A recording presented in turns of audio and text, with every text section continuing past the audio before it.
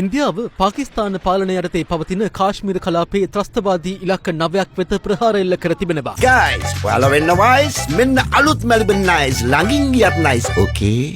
ඉකුත් අප්‍රේල් 22 වෙනිදා ඉන්දියා කාශ්මීරයේ පෙහෙල්ගාම් සංචාරක කලාපයේ ඉලක්ක කර සිදු වූ ත්‍රස්ත ප්‍රහාරයෙන් 26 දෙනෙකු මේ යාමේ සිද්ධියට ප්‍රතිචාර දැක්වීමක් ලෙසයි මෙම ප්‍රහාරය දියත් කර ඇත්තේ.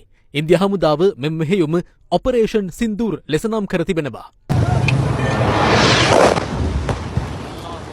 පාකිස්තාන හමුදාව පවසන්නේ ප්‍රහාරවලින් ළමුන්ද ඇතුළුව සිවිල් වැසියන් 26 දෙනෙකු ජීවිතක්ෂයට පත්ව ඇති අතර 46 දෙනෙකු තුවාල ලැබූ බවයි. මෙම ප්‍රහාරමාලාව පාකිස්තාන කාශ්මීරයේ නිශ්චිත ත්‍රස්තවාදී ඉලක්ක වෙත එල්ල කළ බව ඉන්දියාව පවසනවා. කෙසේ වෙතත් පාකිස්තානය පවසන්නේ එම ප්‍රහාරයෙන් ඉස්ලාමීය දේවස්ථාන සහ සිවිල් වැසියන්ට දැඩි හානි සිදු වී ඇති බවයි. ඉන්දිය ප්‍රහාරය නිර්දය ලෙස යුද ප්‍රකාශ කිරීමක් ලෙස හැඳින් වූ පාකිස්තාන හමුදා ප්‍රකාශක අහමඩ් ශරීෆ් චෞධරී ඊට නිසි ප්‍රතිචාර දැක්වීම සඳහා පාකිස්තානයට ඇති අයිතිය අවධාරණය කර තිබෙනවා. So we are giving our armed forces, the ground forces, the air force are giving. ඉන්දිය ප්‍රහාරය හමුවේ පාකිස්තානයේ ස්වෛරීත්වය සහ බහුමික අඛණ්ඩතාව ආරක්ෂා කර ගැනීම සඳහා ප්‍රතිචාර දැක්වීමට අපි අපේ සන්නද්ධ හමුදා, ගොඩබිම් හමුදා සහ ගුවන් හමුදාවන්ට උපදෙස් ලබා දී තිබෙනවා.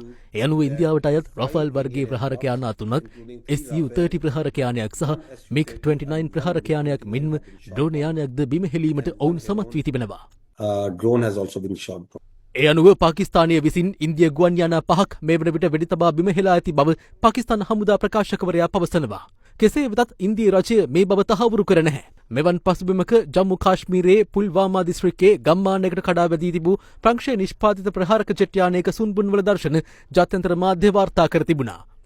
පාකිස්තාන හමුදාව ඉන්දිය කාශ්මීරයේ දේශසීමා ප්‍රදේශයට ෂෙල් වෙඩි ප්‍රහාර එල්ල කර ඇති බවත් එහිදී සිවිල් වැසියන් 10 දෙනෙකු ජීවිතක්ෂයට පත්ව 48 දෙනෙකු තුවාල ලැබූ බව ඉන්දිය පොලිසිය සඳහන් කළා. මාධ්‍ය හමුවක් පවත්වමින් ඉන්දිය විදේශ ලේකම් වික්‍රම් මිස්රි සඳහන් කළේ පෙහෙල්ගාම් ප්‍රහාරයට පාකිස්තානය සම්බන්ධ බවට ඉන්දිය බුද්ධි සේවාවන් තහවුරු කර ඇති බවයි.